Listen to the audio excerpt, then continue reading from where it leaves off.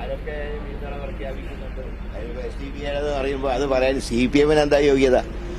ഞാൻ പറയാം, നേമത്ത് കഴിഞ്ഞ ഇലക്ഷൻ കഴിഞ്ഞ റിസൾട്ടിന് മുമ്പ് തന്നെ SDPI പറഞ്ഞല്ലോ ഞങ്ങള് ശിവൻകുട്ടീനെയാണ് സഹായിച്ചതെന്ന്. അപ്പോ അവര് ഓരോ ഇലക്ഷനിൽ ഓരോരുത്തരെ സഹായിക്കാറുണ്ട്. ഇത്തവണ UDFനെ പിന്തുണ പ്രഖ്യാപിച്ചു. അതിന് അത്ര വലിയ ഒരു ചർച്ചയിലേക്ക് പോകേണ്ട കാര്യമൊന്നുമില്ല. അത് ഞാൻ പറയാം, വോട്ടർ പട്ടികയിൽ പേരുള്ള സഹായിക്കുന്ന ആരെയും വോട്ട് വേണ്ടെന്ന് ആരും പറയില്ല. ഇപ്പൊ തൃശൂർ ലോക്സഭാ നിയോജക മണ്ഡലത്തിൽ വോട്ടർ പട്ടികയിൽ പേരുള്ള മുഴുവൻ ആൾക്കാർ വോട്ട് ചെയ്യണമെന്നാണ് ഞാൻ പറയുന്നത്.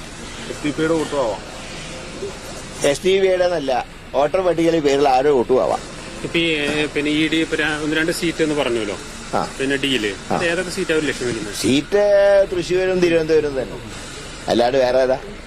ആ ഡിയില് പിന്നെ എന്തെങ്കിലും അപകട സാധ്യത ഉണ്ടോ? ഞാൻ ആ ഡിയിൽ ഒട്ടും ഭയപ്പെടുന്നില്ല. ആ ഡിയിൽ ഉണ്ടെന്ന് കരുതി തന്നെയാണ് മുന്നോട്ട് പോകുന്നത്.